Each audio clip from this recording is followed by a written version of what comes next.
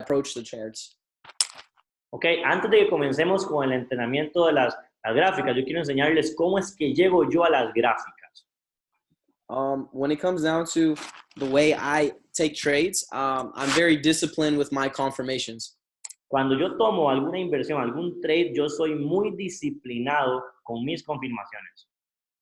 So when it comes down to these confirmations, I'm going to teach you guys today exactly what they are and how I've been able to be so consistent within my own trading. Para que entiendan las confirmaciones, yo les voy a enseñar exactamente cuáles son esas confirmaciones y además cómo me ha ayudado a ser tan consistente en el trading. All right, so the first step is always just understanding the trend. El primer paso siempre va a ser entender la tendencia. All right, give me one sec. So understanding the trend, right? So when it comes down to it, I only trade in a trending market. So either when it's uptrending or downtrending. Entendiendo esto, yo solo invierto o solo hago trade en un mercado que tenga una tendencia. O sea, ya sea una tendencia que vaya hacia la alza o una tendencia que vaya hacia la baja. So when it comes down to the confirmations and an uptrend, I'm always trying to buy off of a higher low point. I always want a trend line to also line up with that higher low point, and I want a Fibonacci level to line up as well. Okay. Cuando llegamos a entender lo que son las tendencias, ¿verdad? Siempre quiero comprar en el punto más bajo, entender la tendencia y obviamente apalancarme lo que va a ser Fibonacci. All right, perfect. So what we're gonna do is I'm gonna kind of break down this. It might seem a little bit basic, but I'm gonna turn it up once I show it to you guys. What I'm gonna break down is understanding the trend to like a deeper extent. Okay, lo que vamos a hacer hoy es entender la tendencia como algo más allá. Cool. Let me just draw this real quick. Está dibujando aquí la tendencia, Mr. Justin Saini.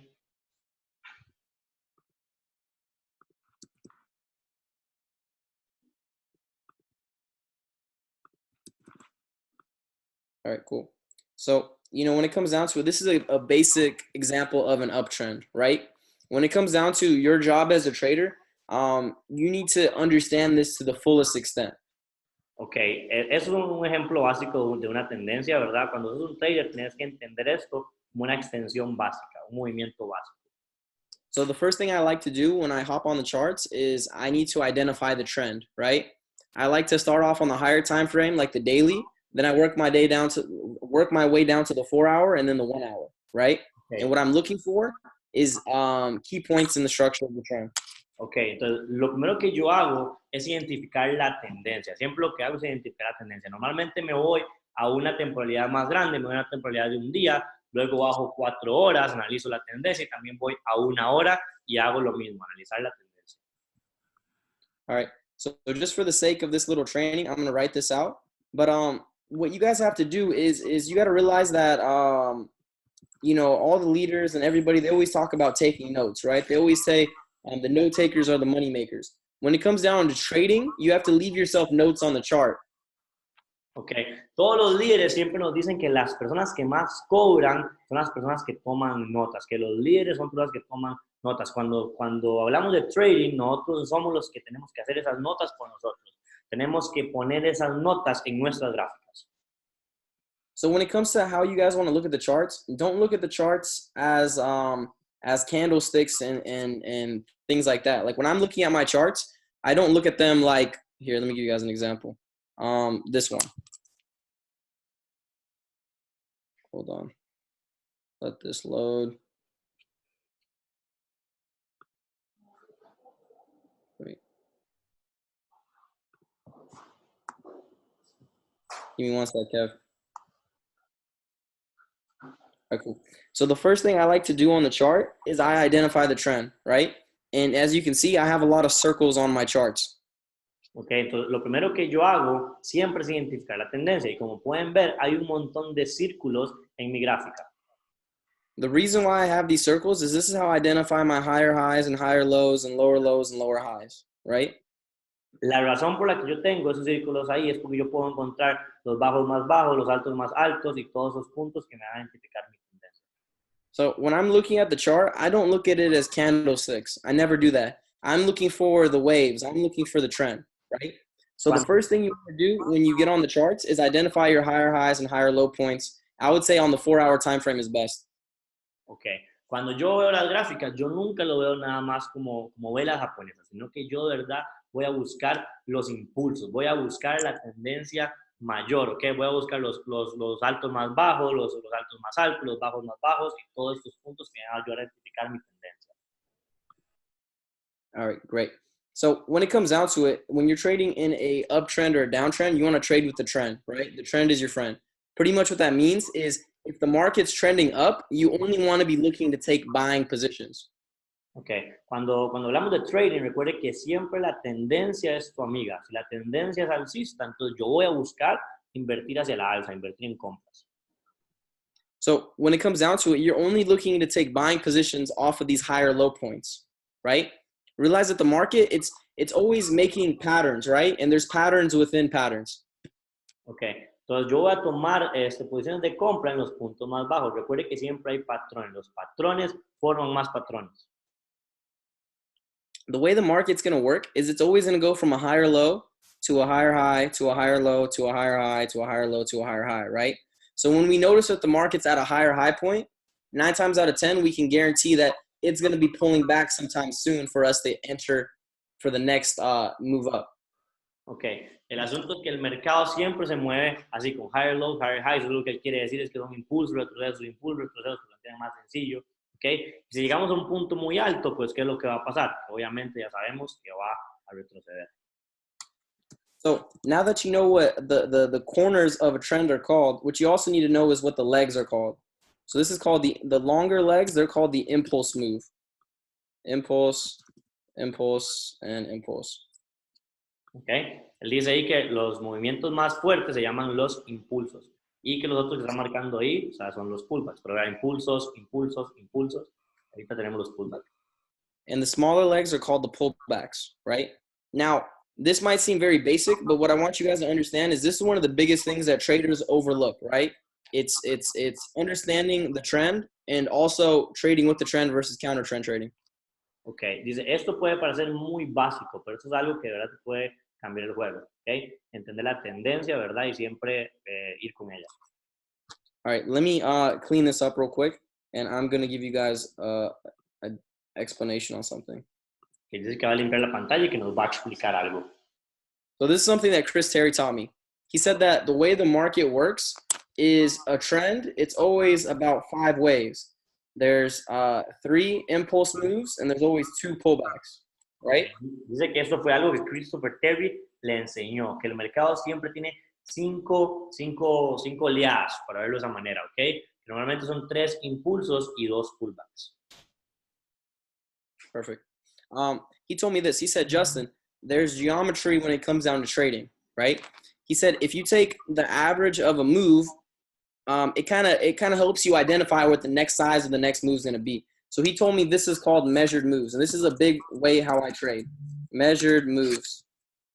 Okay. Dice que si tomas el promedio de los movimientos, que siempre vas a poder encontrar movimientos medidos. O sea, que vas a encontrar lo que el mercado de verdad va a hacer. And I'll show you guys many examples of this on the charts when we actually get to the charts. Dice que va a estar dando esos ejemplos antes de pasar a las gráficas. So Chris Terry, he said, Justin, bro, he said, in the market, if this move right here, if this was about a 200 pip move, he said 9 times out of 10, this one will also be about a 200 pip move. He said 9 times out of 10, this one will also be a 200 pip move. He said the same thing works on the pullbacks. He said if this pullback was about 50 pips, he said the next pullback should be about 50 pips as well, right? Entonces él dice, si este primer impulso se movió 100 pips, 9 de 10 veces, casi siempre, el siguiente impulso también se va a mover 100 pips. Y el siguiente impulso también se va a mover 100 pips. Lo mismo con los pullbacks. Si este pullback se movió 50 pips, entonces 9 de 10 veces, casi siempre, el siguiente pullback también va a ser la misma cantidad, 50 pips. So pretty much what you can guarantee is that once the market starts pulling back, once it comes into your key area, if it's always shifting about 200 pips, more than likely the next wave is going to be about 200 pips. So this is how you start mapping out the market. This is how you start mapping out trades a little bit better. Okay. Entonces, cuando identificas la estructura y te das cuenta que va a haber otro impulso y el impulso anterior fue 200 pips, Entonces ya sabes que podrías estar buscando otro impulso que de igual manera va a ser 200 pips. De esta manera puedes empezar a identificar y analizar las tendencias. Now, another big thing is I mean, when it comes down to the trend, obviously there's the uptrend and then there's the downtrend, right? The downtrend is going to be the same thing, but in the opposite direction. In a downtrending market, you're only looking to take sells off of the lower high points. Ok, entonces obviamente tenemos tendencias alcistas y tendencias bajistas. En la tendencia bajista va a ser exactamente la misma idea, pero en este caso obviamente los impulsos van a estar revertidos. Vamos a buscar vender de los puntos más altos. And then the same thing happens with measured moves. So this is 100 pips, you know, this should be 100, and then the next one should be 100 as well. Y lo mismo pasa con los movimientos medidos. Si esto fue 200 pips, igual el otro va a ser 200 pips, y el tercero ahí también 200 pips. Now this is something big I use. This is called the shift and trend. Shift and trend, right? And what this helps me do is this helps me catch those big swing trades where it's like 300, 400, 500 pips, right? This is how you catch the first move of a new trend. Okay. Eso es algo que a mí me ha ayudado en mi trading, el cambio en la tendencia. Eso, así es como identifico esos swing trades que me gusta atrapar, los cuales puedo agarrar 300, 400 pips, los grandes cambios en la tendencia.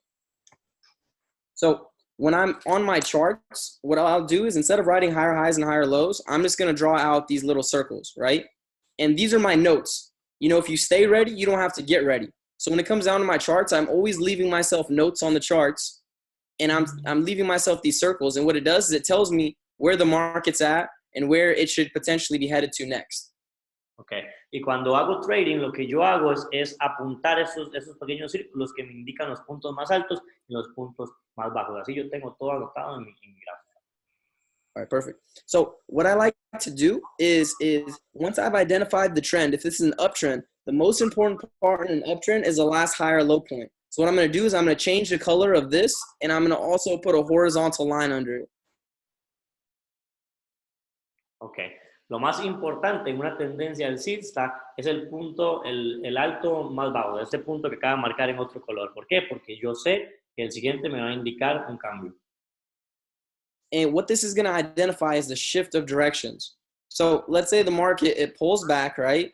And then it looks like it just created a new higher low point.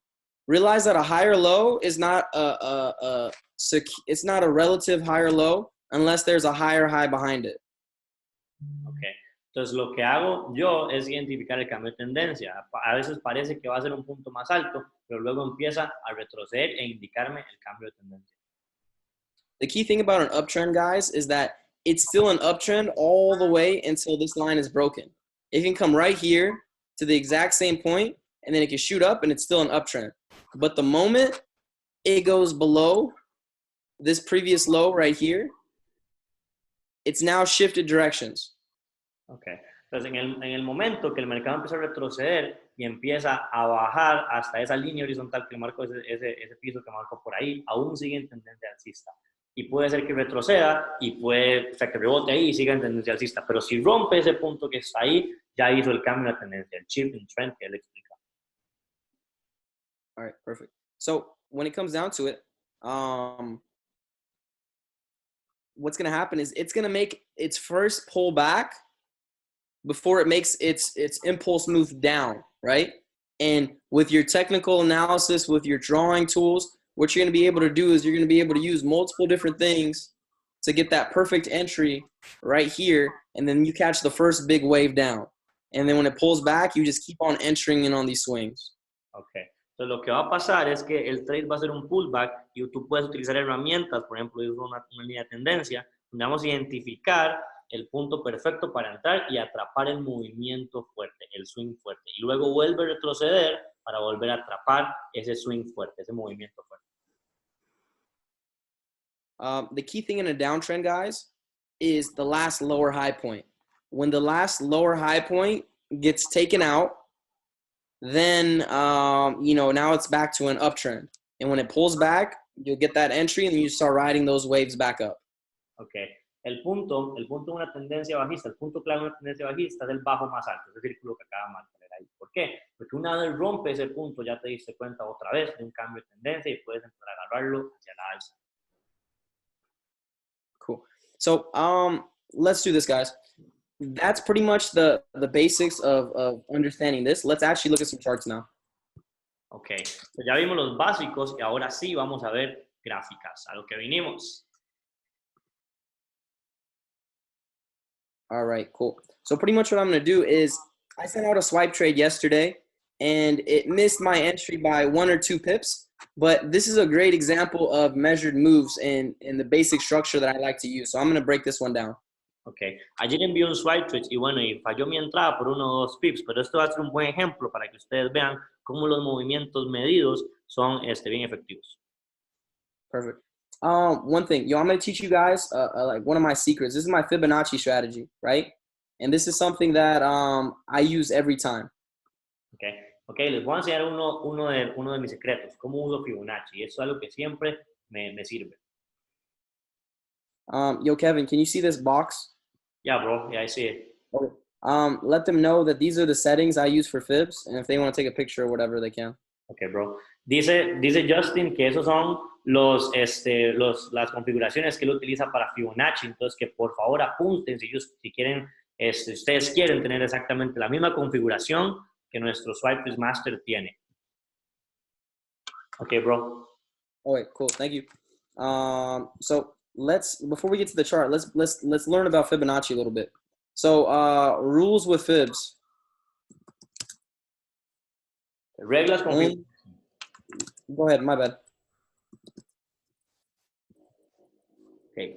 Reglas con Fibonacci. Solo usamos Fibonacci en un mercado con tendencia.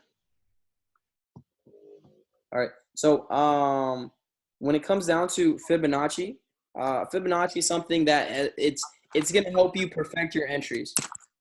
Bro, they are telling me if you can show them again the Fibonacci settings because they could. Okay, my bad. Picture or something. Give me a sec. Okay. Chicos, ya les vamos a enseñar otra vez los Fibonacci, entonces por favor tomen las fotos. En este momento ya tenemos ahí la configuración del Fibonacci, entonces tómenle fotos, hagan algo, tómenle screenshot, apúntenlo. Ahí lo tenemos en pantalla. Vamos a dar unos cuantos segundos más. Entonces, de verdad, apunten eso porque es información millonaria, familia. Ok. I think we're good, bro, right now. Okay, perfect. Okay. Great. So when it comes down to Fibonacci, the first thing is you only use Fibonacci in a trending market. Fibonacci is used to measure pullbacks. Okay. Solo usamos Fibonacci en un mercado con tendencia porque de esa manera vamos a poder medir los pullbacks. So when it comes down to it, what Fibonacci is used for is in a downtrend, it's going to find you the next lower high point potentially. Ok, entonces Fibonacci, como lo utilizamos, es que por ejemplo, en una tendencia bajista, te va a encontrar el próximo punto en el que vas a poder entrar hacia la baja. So when it comes to your fib tool, guys, what you want to do is in a downtrend, you pull the fib from the lower high down to the lower low. Ok, entonces lo que haces es que en Fibonacci es que colocas del bajo más alto al bajo más bajo. Make sure this setting, if it says reverse, make sure reverse is off. Fíjense que en las configuraciones de Fibonacci el reverse no esté activado. Okay, cool. So let me break this down for you guys in the easiest ways. And I'll give you guys an example of using Fibonacci's in an uptrend. But check this out, guys. Okay, les voy a enseñar cómo utilizar Fibonacci en una tendencia bajista. Vean esto. So what you guys got to realize is that basic Forex education is out there so you guys can learn it and lose, right? So most Forex traders, they're teaching you information that they learned from another basic educator, right? Or a basic, not an educator. Don't tell them that, Kevin. Tell them this. Let me refresh it. Okay. Tell them this. Say basic Forex education is out there for us to lose. Okay. Dice Justin que la información básica de Forex está allá afuera, simplemente lo que nos hace es perder. Wait, so the banks and the market makers and the brokers, they make money from trading, and they also make money when we lose our money. Okay, los bancos y los market makers y todos esos fondos de inversión, ellos hacen dinero del trading, pero también hacen dinero cuando nosotros perdemos. So what you guys got to realize is that the people that want you to lose are the same people that are feeding you the basic Forex education into the retail market. Ok, entonces lo que tienen que darse cuenta ustedes es que la gente que quieren que ustedes pierdan son todas estas personas que están dando la información básica ahí en los mercados. Most people teach you when it comes to Fibonacci that when the market starts pulling back, if it hits the 38.2, it's going to do a sharp reversal. Okay. La mayoría de gente te enseña que cuando llega que cuando el Fibonacci, cuando retrocede el mercado, llega al 38 del Fibonacci, va a ser un retroceso. They say if it breaks the 32, it's going to go to the 50, and it's going to be even slower reversal. Okay. Te enseña que si rompe el 38 se va a ir al 50 y va a ser un retroceso más pequeño. And then they say if it hits the 61.8, it's going to be even slower reversal. Y te enseñan que si va a llegar al 61.8, que va a ser un retroceso aún más pequeño. So what you guys got to realize is that most people that trade Forex, you know, they're not going to last the long term because they don't have the proper education. Everybody who trades, they want to make money quick. They want that instant, fast, quick money.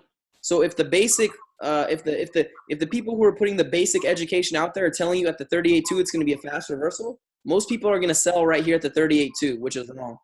Okay. Lo que tienen que darse cuenta ustedes es que todas las personas que tienen la información básica no van a durar mucho en el mercado, ¿verdad? Toda la gente que está trayendo con esa información, pues tienen la información incorrecta.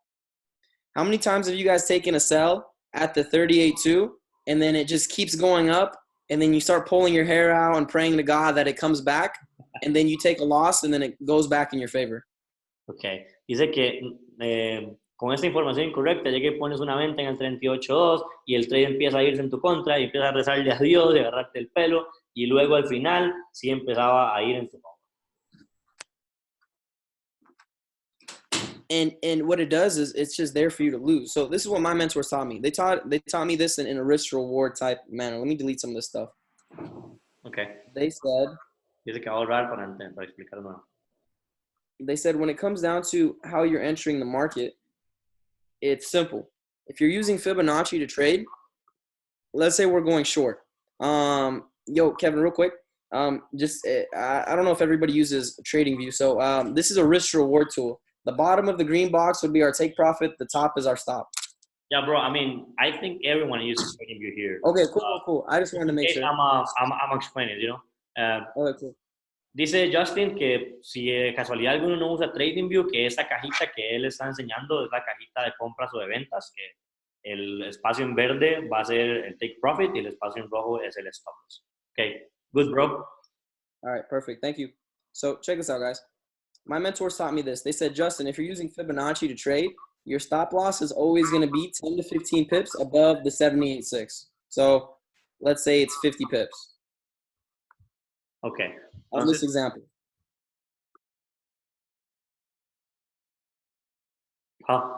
Sorry, how many pips above the 61.8, bro? Sorry.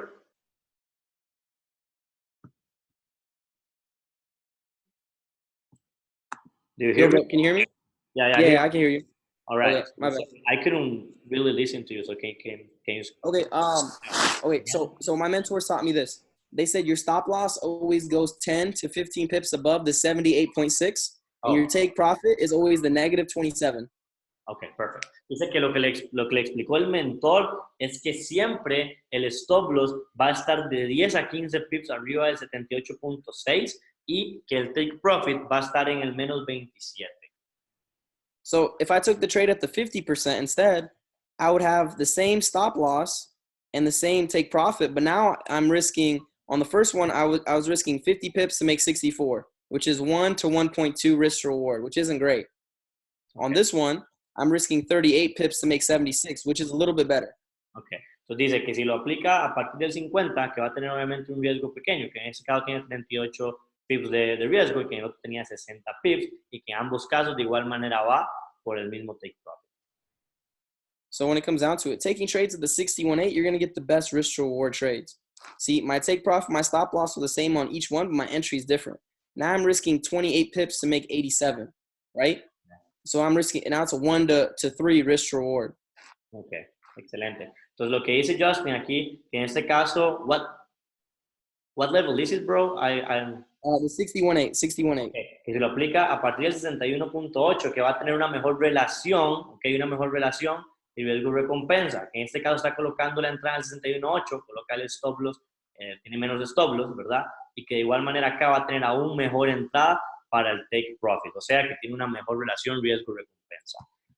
We have a question here, bro. Is what's the price on Fibonacci that we gotta enter? I think that they mean the level, not the price. On their settings? Yeah. When they go to settings? That's the same one that you just explained, right? 61.8. Yeah, 61.8. You type in 0.618. It's right here. Okay. 61.8. Aquí José que está preguntando, how do you draw Fibonacci? But I will explain it for you, okay? Está diciendo básicamente que lo colocas del bajo más alto al bajo más bajo, o sea, en el impulso, para que lo vean más sencillo, en el impulso. In an uptrend, you take it from the higher low to the higher high. Ajá, exacto. All right, cool. So check this out. So let's delete these real quick, and I'm going to break something down to you guys. So when it comes down to, we talked about measured moves earlier, right? Now, when it comes to Fibonacci, the measured moves work really well. So let's say we're taking this last impulse move. If I copy and paste it, and I put it at the 61.8, it's going to line up every time with my negative 27, which is my target, right? And like I told you guys earlier, if this move was about 100 pips, and this one's about 100 pips, 9 times out of 10, this one's going to be about the same as well. Ok, chicos, pongan atención con esto, ok? Recuerden que estuvimos hablando de movimientos medidos, movimientos en promedio, ¿verdad? Entonces dice que si agarramos ese movimiento, el movimiento, la cantidad de pips que se dio en ese primer bajo más alto al bajo más bajo, y lo duplicamos, lo copiamos y lo pegamos desde el 61.8, siempre va a llegar y va a conseguir con el menos 27, el cual es el take profit. Perfect. All right, so let's get to the chart. So when it comes down to this chart, I started looking at it. I started looking at it after it had already done pretty much all these moves. But the first thing I saw was that it broke through this trend line. Okay, entonces lo primero que vemos aquí es que el mercado pues rompió esa tendencia alcista, la rompió. So, like I told you guys, what I like to do is I come in and I'll draw out my circles. Bro, people have you guys hear me? Here. They say, is there any time frame where we can get better information about Fibonacci, I guess? What do you let's like they want more information on like how to draw it? No, I think about maybe the entry prices. I don't know. They just okay. So your entry. Okay, my bad. So the entry, I only enter when we use Fibonacci. I only take trades at the 61.8. I don't even use the 38.2 or the 50. The only reason the 38.2 or the 50 were on there was just for that risk reward example. Okay. So you can delete those. We only use 61.8. Okay, perfect. Dice Justin que él solo toma puntos de entrada en el 61.8. Que el ejemplo del 38.2 y el 50 fue para que ustedes entendieran cómo es que cómo había diferencia en la relación riesgo-recompensa, ¿ok? Pero que él solo toma puntos en el 61.8, chicos. Excelente. Okay, good. Okay, good, bro. All right, so the first thing I did was, I went through and I just marked off the key points in this trend, right? So let's just real quickly, I'm just marking off the higher highs and the higher lows, right? Higher highs, higher lows, higher highs. So I'm just going to do this very quickly. Okay. And then está viendo es dibujar los bajos más bajos, los altos más altos, los altos más bajos y todos los puntos, los impulsos, retrocesos que tenemos en la tendencia. So remember what I talked about, guys. Once I find the last higher low point in the uptrend, I'm going to change the color and then I'm going to put a horizontal line under it. Sorry, bro, again. Sorry, I was just looking at. Oh, you're good. What I'm going to do is once I find the last higher low, I switch the color so I know this is the most important one, and I put a horizontal line on it just so I can see where it's at. Okay. Entonces, si recuerdan, ¿verdad? Que el mercado se mueve en impulsos de 5, ¿verdad? O sea, en oleadas de 5, lo que explicó Justin al inicio. Entonces, cuando él encuentra el alto más bajo, ese punto, o sea, el último punto, ahí el punto rojo, él lo marca para darse cuenta que desde ahí podría haber el cambio de tendencia. So once the market came down and it broke through, now it shifted directions, right? So now it's made a lower low here, and then it's going to pull back and make a lower high point. Ok, entonces una vez rompe ahí, va a formar un bajo más bajo, va a retroceder y va a hacer un alto más alto, un alto más bajo, perdón, ahí, para caer. So one key thing is I didn't see this specific setup. I didn't look at it at this point, but when you guys see the trend shift like this, what you want to do is you take your fib from the high down to the new low, and then you always put a sell limit right there at the 61.8, and then boom, it hit the negative 27. Ok, entonces lo que haces cuando identificas esto, vas a agarrar tu Fibonacci del punto más alto al punto más bajo que identificamos en ese caso, el punto amarillo, en este caso el punto azul, ¿ok? Y vas a notar que puedes entrar en el 61.8. So this is how you start catching the waves, like I told you guys. So once the trend has shifted, right? Remember, stop loss, 10 pips above the 78.6, whatever it might be. Once you've seen this, right? Once the trend comes down, give me a sec. So right here, this is the most important part in the uptrend. Once the market comes down, it breaks, it's going to pull back. And usually this first pullback will always come to the 61.8. Okay. Una vez el mercado rompe, una vez el mercado rompe en el punto rojo, recuerden que el mercado es de 5 oleadas, chicos. Lo que habló Justin, de 5 oleadas. Entonces el mercado rompe ahí ese punto, el bajo más bajo. Entonces va a llegar y va a retroceder. Cuando lo rompe, va a retroceder y normalmente ese retroceso llega al 61.8. So once this starts happening, then what you do is you just keep repeating the same process. Once there's once there's a lower low, what I'm going to do is I'm just going to keep repeating the process. I'm going to pull the fib from the lower high down to the lower low, and then we're just going to keep trying to sell at the 61.8. You catch all the waves down.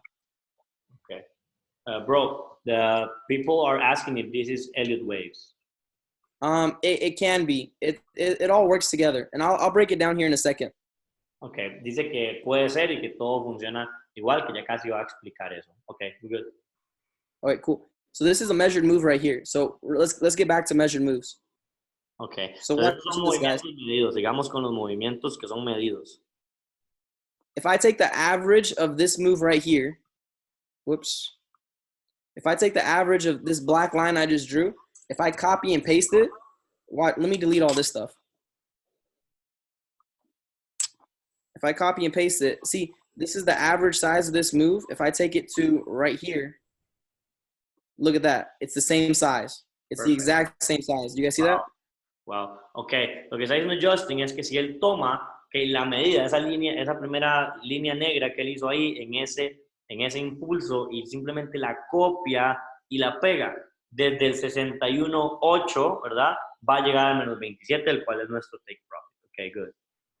So yeah, so once again, bro, they are asking if you only trade on 1 hour time frame. I'm just showing you guys this example on the 1 hour. I start on the daily usually, and then I'm gonna go to the 4 hour and the 1 hour. I was just recapping this specific setup, and then we're gonna go to a different chart here in a second. Ok, perfect. Él dice que no, que él siempre empieza a analizar desde un día, que luego baja a 4 horas y luego de eso también analiza en 1 hora. Eso ya lo había dicho. Ok, buenísimo. Okay, good, bro. All right, cool. So, once you see that, the shift in trend is so key, because once you caught this sell down, then you just wait for the next pullback and you catch the next one. Unfortunately, on swipes, my trade was like right here and it didn't make it to entry. But we're going to look at another pair. Okay. Entonces, por ejemplo, cuando ustedes ven ahí ese impulso, ustedes esperan a que retroceda y luego van a agarrar el siguiente impulso. Dice que lamentablemente en el swipe trades que él mandó, la entrada no se activó por 1 o 2 pipas.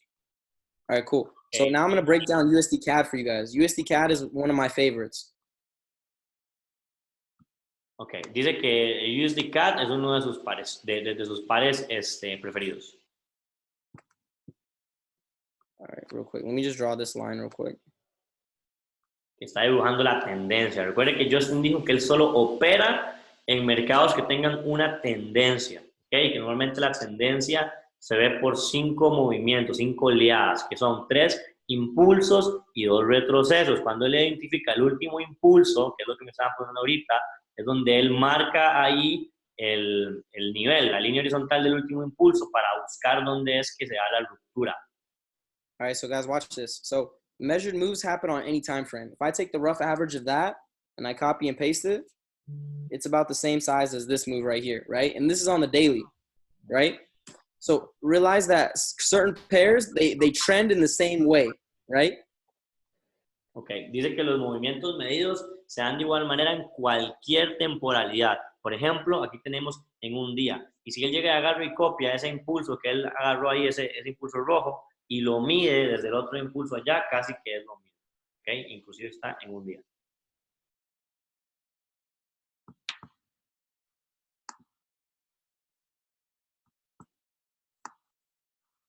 All right, cool. So when it comes down to USD CAD, the way it like to move is it makes that move down, that impulse move, the pullback. It made the impulse move, and then it made a channel, right? And where the price is at currently is really cool data. Give me 1 second. Let me just draw this. Okay. Entonces lo que está diciendo Justin ahí es que lo que le gusta del USD CAD es que siempre marca muy bien sus impulsos y sus retrocesos, que va formando más o menos como un canal. Por ejemplo, ahí ven el impulso, retroceso, y que le demos un momento porque está dibujando. So this is what USD CAD likes to do. So this is shifting directions as well. So check this out, guys. We had a big bearish kind of wedge shape, right? The market made that big impulse down. It made a pullback, and then measured move, right? It made another big impulse move down, and then it pulled back. And then once it hit this line again, most people thought that it was going to drop from here, right? If it continued the pattern, this is what should have happened. Okay. Entonces dice que los movimientos medidos siempre se repiten, ¿verdad? Que en ese caso, que rompió la tendencia, o que cuando tocó la tendencia, más bien, mucha gente hubiera creído que iba a hacer ese movimiento de la baja. Pero ¿qué pasó ahí? Tiene un cambio en la tendencia. All right, but look what happened. This was a root. Support and resistance isn't just sideways horizontally. Support and resistance is also diagonally, right? So realize that the market finally it broke through this resistance. It came back and it retested it right there, and now it's on its way back up. Okay. Dice que es igual manera si lo podemos ver como soportes y resistencias. Lo que hizo ahí fue pues que rompió la resistencia, se devolvió, testió el soporte y pues bueno, se fue de vuelta hacia arriba. All right, guys. So check this out. We're going to keep talking about measured moves because this is like the biggest thing your takeaway from this call is going to be the measurements. So let's take this first impulse wave right here, right? From the top, from the low to the high. Okay. Entonces dice que lo que vamos a hablar, la mayoría en esta llamada, van a ser movimientos medios. Es lo que debería usted estar esperando, entender los movimientos medios. Aquí en el caso tenemos el impulso. I'm going to copy and paste it. Lo va a copiar y pegar. I'm going to take it to the next impulse move. Va a llegar al siguiente impulso y vean que es igual. It's the same exact size. I'm going to copy and paste it again. Va a volver a copiar y pegar. I'm going to take it to the next one. Ve al siguiente. It's same size once again. Y es igual otra vez.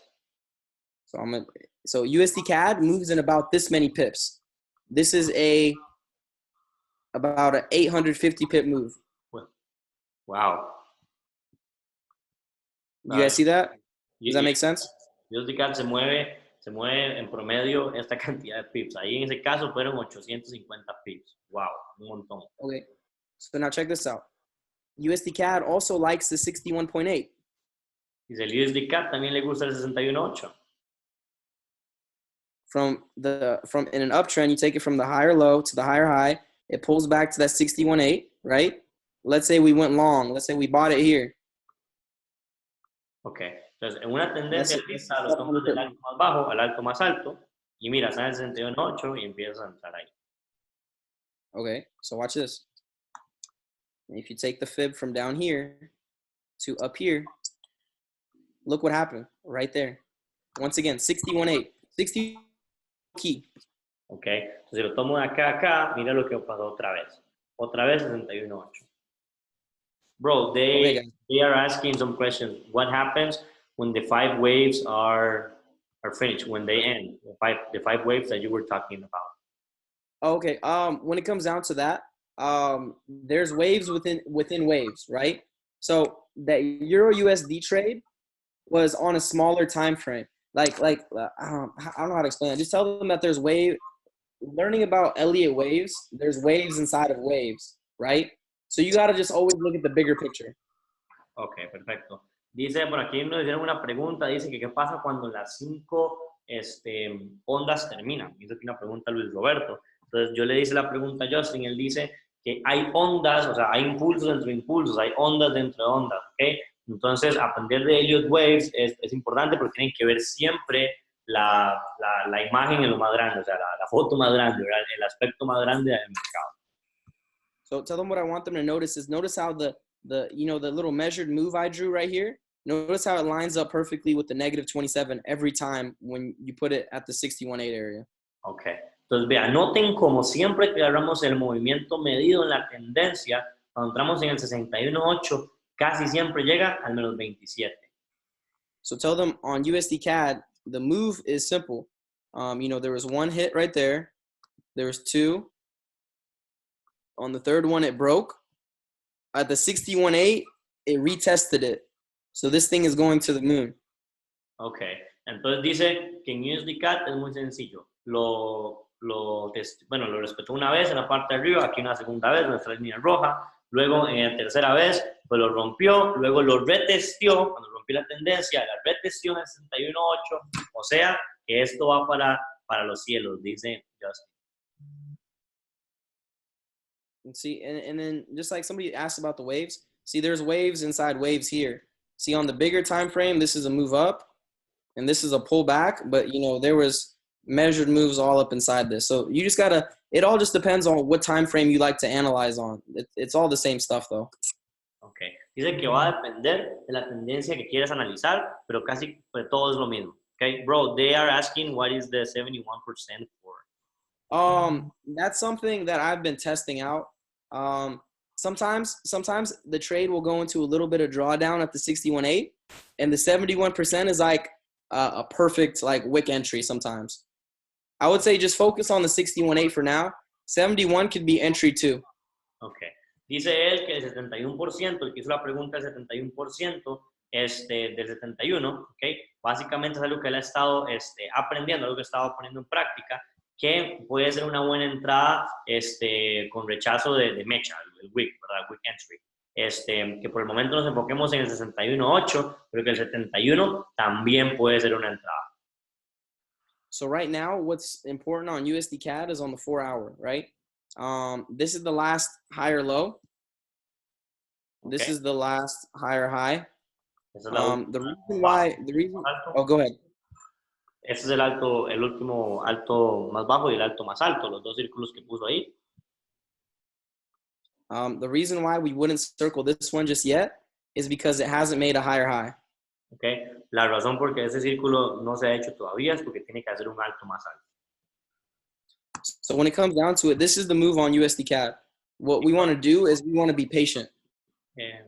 Chicos, los que están en la llamada, pongan atención, esto de verdad es información, wow, o sea, yo estoy aprendiendo, estoy seguro que Luis Fernando está por ahí, está aprendiendo montones, ok, los que me están preguntando aquí en este momento, dice en qué momento, de qué punto se coloca el Fibonacci, pongan atención, es del impulso, ok, es del impulso, no hay mejor time frame, check, o sea, no hay mejor time frame, lo pueden hacer en cualquier time frame, aquí le explicó que funciona para cualquiera. Entonces, chicos, sigamos poniendo atención porque esto es información millonaria para atrapar swings duros. Okay, sorry, bro, I was just answering some questions. Oh, no problem, bro. All right, let's go. So when it comes down to it, the move is going to be simple.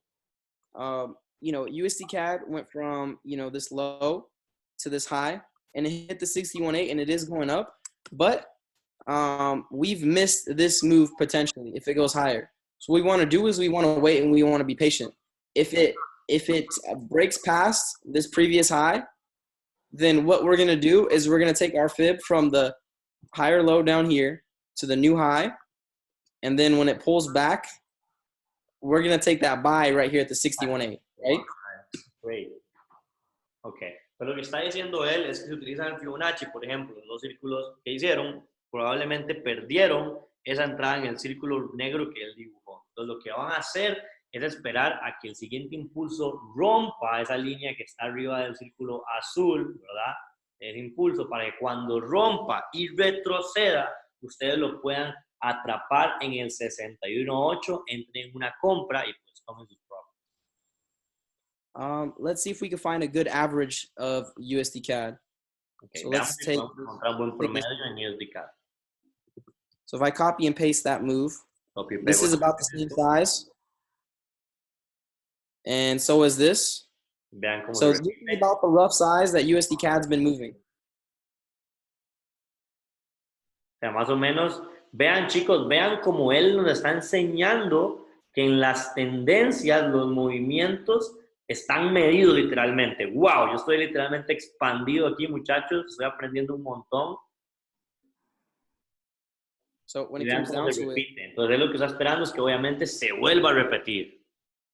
If it plays out, that's what it would be. And you look at it from both sides. So if it breaks down, let's say it breaks below this, what we'll do is super simple. Let's say USD CAD goes down instead of going up like we want it to. If it goes down and it breaks below our last higher low, we'll wait for it to start showing us signs that it's pulling back, and then we'll pull our fib from, you know, the high down to the low, and then we're going to do the same thing. Okay. Entonces dice, Take this. si no se cumpliera que va hacia la alza, entonces lo que hacemos es que analizamos nuestro higher low, o sea, nuestro alto más bajo, okay, en ese caso era el círculo azul de la parte de abajo, y cuando rompa, esperamos, okay, el 61.8 y ahí ya vamos a entrar a la venta. Okay, o sea, como en ambos casos, muchachos, a la alza o a la baja. And to kind of guess and estimate where our target would be, we would just take this move right here, this push down, copy and paste it, put it there, and look what it lines up with perfectly, the negative 27. Looks like that's our target. It is magic, right? It always works. Wow. Ok, entonces vean lo que dice. Cuando él llega y ve este impulso, ok, vean este impulso, el impulso inicial, y vean el retroceso 61.8, normalmente lo que va a pasar es que la misma cantidad de pips en el impulso se va a repetir. Y vean dónde llega, otra vez al menos 27. Wow, chicos, yo estoy aquí, pero impactado, aprendiendo un montón. So, I mean, when it comes down to it, I mean, it looks like it potentially it could go down, right? I mean, let's just see. Bro, I just read a really nice question, actually. They are asking what happens if in one time frame, let's say the 1 day time frame, there's a bearish downtrend, and in the 4 hour, it's the complete opposite trend. You know, it's uptrend. So what do we do in that case? I'll give you that example. This is perfect. There's trends within trends. So tell them that. There's trends inside of trends, right? Chicos, recuerden que hay tendencias dentro de tendencias. Entonces, si lo ven en un día, probablemente es una tendencia, ¿verdad? Si lo ven en un día, luego se dan 4 horas, es una tendencia que está dentro de la tendencia. Entonces, tell them to check this out.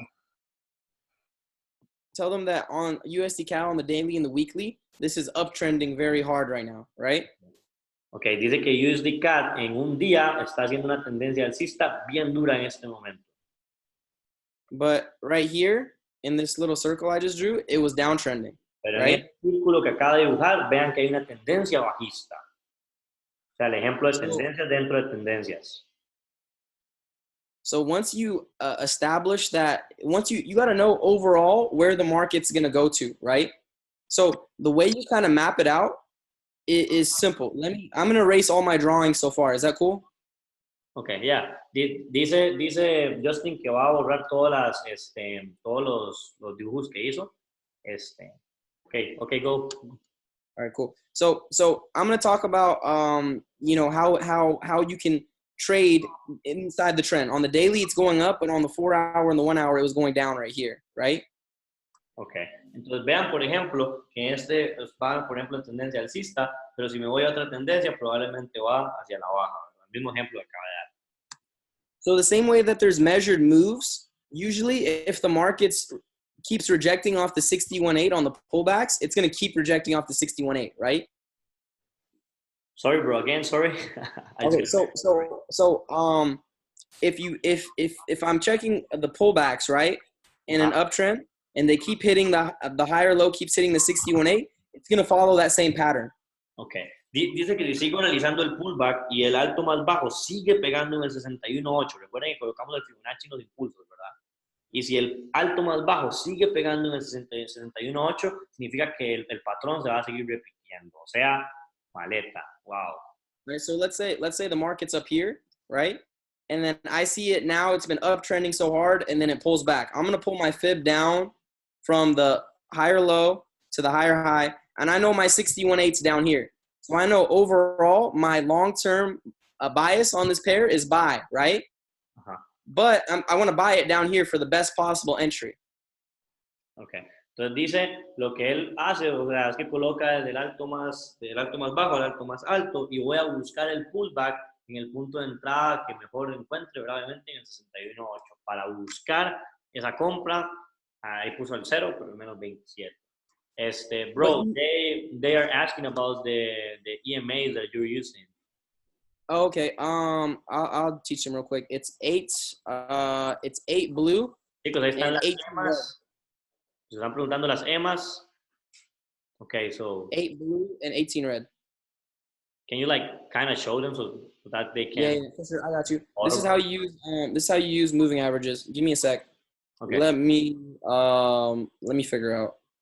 Okay. Let me find an example. Ya nos va a enseñar sobre lo de las EMAs. Give me a sec. Because I don't use EMAs for what they're intended for. I'll teach you guys what I use them for. Okay. Dice que ya nos va a enseñar de verdad para qué es lo que utiliza las EMAs.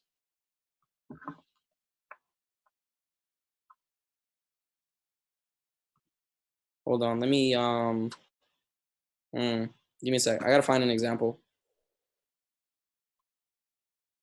Dice que va a buscar un ejemplo para enseñarnos cómo funciona.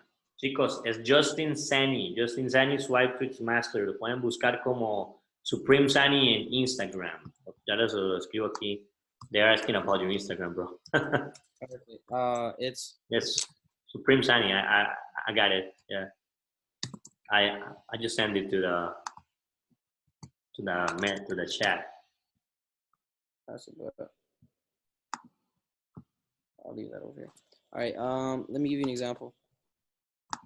All right. I'm trying to find a better example. Let me give me a second. Let me go back to Euro USD.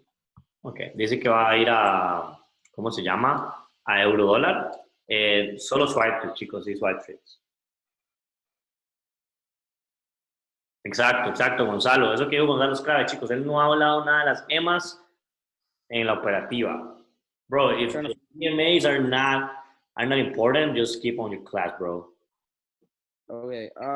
They're just confirmations that a trend is going to be broken. So give me a sec. I'll find it. Dice que son confirmaciones de cuando una tendencia ya ha roto. Cool. So here's an example. Okay. So we have this, right? So let's look at this on the 4 hour.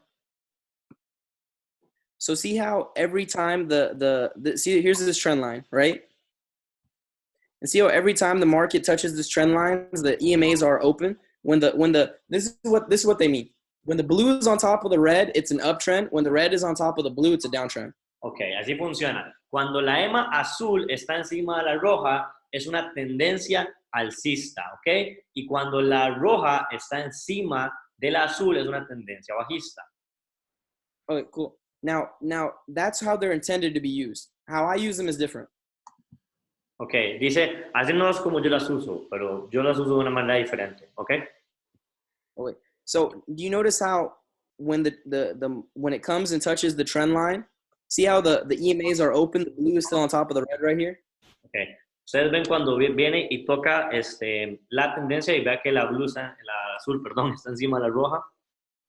Okay, so when the moving averages cross over before the market's about to hit a trend line, that means that the trend line is more than likely going to be broken. Ok. Cuando, por ejemplo, en ese caso la línea azul, o sea, el moving average, se cruza antes de tocar la tendencia, eso es un índice, o sea, una señal de que la tendencia se puede romper. En ese caso, ya que se rompió. O sea, So if you saw busca el cruce de las líneas, chicos. Bro, they are asking about the settings of the EMAs, EMAs, yeah. okay, it's yeah, I'll write it down. 18, It's right? I think. EMAs, red 18, blue 8. Ok. Gente, entonces vean, es EMA, o sea, es una EMA roja en 18 y otra azul en 8, ¿ok? Roja en 18 y la azul en 8, ¿ok? Excelente. Ok, ¿cuántos de acá, familia? ¿Quién está conectado todavía? Como somos 800 personas, 800 people still in the call, bro, 820 people still, Yeah. wow. Ok, gente, ¿quién está a modo fuego? ¿Quién está aprendiendo? ¿Quién va a agarrar esta información? Put some 5 in the chat, 5 en el chat, 5 en el chat, porque tenemos a un trader increíble hoy en la noche acá enseñándonos cómo operar swings duros. O sea, ¿quién va de verdad a aprender? Ponga un yo en ese chat, ¿quién va de verdad a aplicar esto? Porque si no lo aplican, the chat just went nuts, bro. Crazy. We got about 815 people on this right now. They're Yeah. crazy. Okay. Let's keep on going, right? So when it comes down to it, the biggest things that I want you to take away from the call today is just going to be, I'm going to write them down so we can kind of recap. So measured moves, 61.8. Chicos, yo estoy grabando, va a quedar en mi canal de YouTube. Al final les doy mi canal de YouTube y nuestros Instagram y todo para que puedan preguntarnos. Pongamos atención, familia, pongamos atención. Ok, tenemos los movimientos medidos. Ok, recuerden que la entrada es el 61.8 del Fibonacci y el menos 27 va a ser el take profit. El cambio en la tendencia. Ok, bro, I just said that. Okay, cool. Well, when it comes down to it, bro, that's pretty much all I really wanted to go over tonight. So, I mean, if Luis wants to come back on and kind of close it, he's more than welcome to do so. Yeah, but Luis just went away. He just sent me a message that he's not going to be able to close the call, so it's just you and me, bro. Okay, cool. Well, yeah, and after that, we'll be promoting the Pip Talk, obviously. Okay, cool. Well, I guess can I just do that now? The Pip Talk? Yeah, sure, why not? Pues chicos, está diciendo Justin, I'll do it for you, bro. Está diciendo Justin que tienen que conectarse todos al Pip Talk, ¿ok? Porque todas esas entradas, toda esta educación, toda esa información que él está dando siempre va a estar en el Pip Talk, así que sigan a Justin signing in Pip Talk, bro. Can you send the link maybe, or can you just show here your Pip Talk so everyone can enter? I'm gonna drop the link. Tell them not to spam. Okay, chicos, no hagan spam. Él va a tirar el link, ¿ok? No hagan spam para que él tire el link, por favor. No hagan spam para que tire el link. ¿Ok?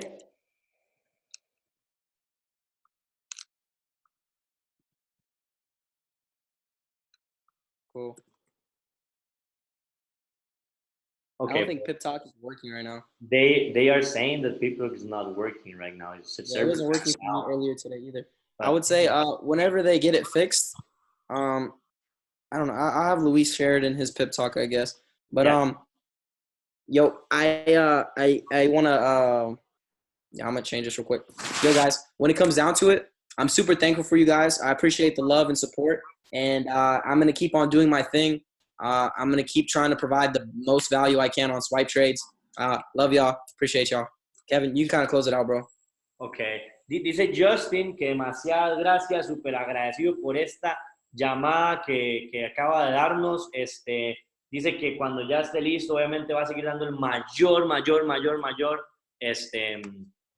¿cómo se llama? Valor para todos ustedes. Un entrenamiento increíble. Chicos, esto quedó grabado. So, bro, if we're done with the training, thank you so much, bro. Thank you so much for your time, for your help. And I hope that you can show up in more meetings here with us, because we are always just smashing Zoom calls with Luis Fernando, Daniel Chin, and even myself. I do every Wednesday. I do a Zoom webinar with Luis Fernando, so we kind of help people, learn how to trade better and how to become profitable in the market. So thank you so much, bro, for your time. I'll come to South America and throw some events with you guys. Woo! Dice Justin que se viene para toda América Latina. ¿Dónde lo quieren, bro?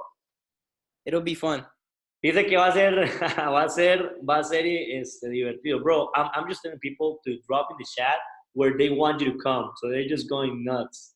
Colombia, Peru, Mexico, Costa Rica. Bro, you gotta come down to Costa Rica for real, man. Costa Rica, yo, you guys taught me, what's the thing? It's, man, somebody taught me a saying in Costa Rica. You guys say pura vida? Pura vida, papi. All right, guys. Yo, I love y'all. I gotta go. Yeah. Thank you so much, bro. I appreciate you. Talk to you later, and see you, bro. I'll see you guys. Thank you again. Peace. Bye-bye.